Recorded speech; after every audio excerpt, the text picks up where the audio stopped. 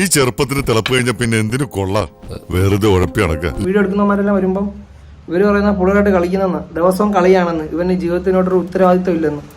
ചുമ്മാ അറിയുന്നില്ല ഞാൻ ഒരു ഭാവിയെ വാർത്തെടുക്കുകയാണെന്ന്.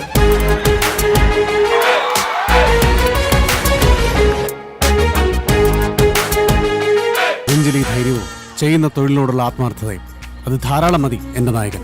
അവന്മാരുടെ കൂടെ ഉള്ള കൂട്ട് വേണ്ട. വേറെ വള്ളികളൊന്നും വരായിരുന്നാ മതി.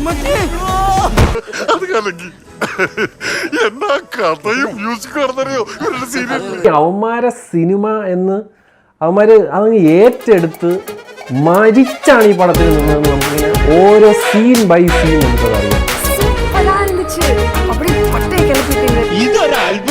എത്രാമത്തെ അത്ഭുതം? ആദ്യത്തെ. നമുക്ക് വേണ്ടി അത്രയും കാത്തിരിക്കുന്നു, നമ്മൾ അത്ര ഇഷ്ടപ്പെടുന്നു, നമ്മളൊരു സിനിമ വരുമ്പോൾ ഇത്രയും പിന്തുണ തരുന്നു, അതൊക്കെ ഒരുപാട് സന്തോഷം തരുന്ന കാര്യമാണ്.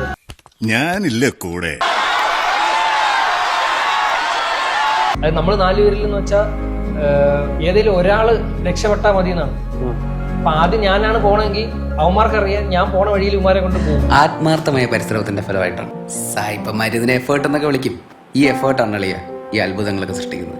മീൻ്റെ ഒക്കെ തിയേറ്ററിലെ സീനൊക്കെ ഒരു രക്ഷയില്ലായിരുന്നു. കുറേ സമയം അത് ചിരിച്ചും മറയാനുള്ള സാധനം ഉണ്ട്.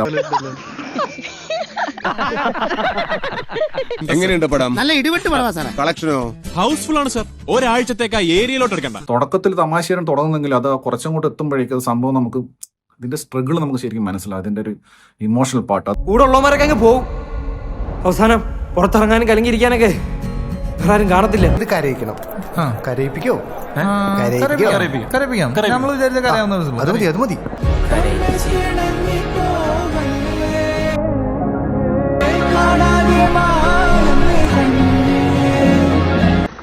നിങ്ങൾ മരണമാസല്ല, കൊല്ലമാസം.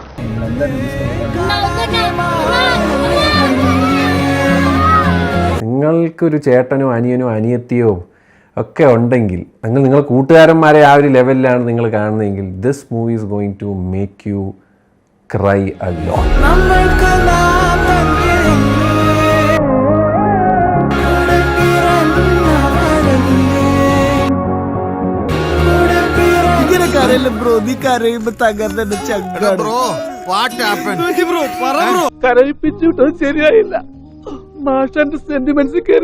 പേഴ്സണലി എനിക്ക് ഈ സിനിമയിൽ ഏറ്റവും ഹൈ തന്നിട്ടുള്ളത് ഇതിന്റെ ടൈലന്റാ. അതെന്താണെന്ന് ഞാൻ പറയുന്നില്ല, അത് ശരിക്കും പൊങ്ങി.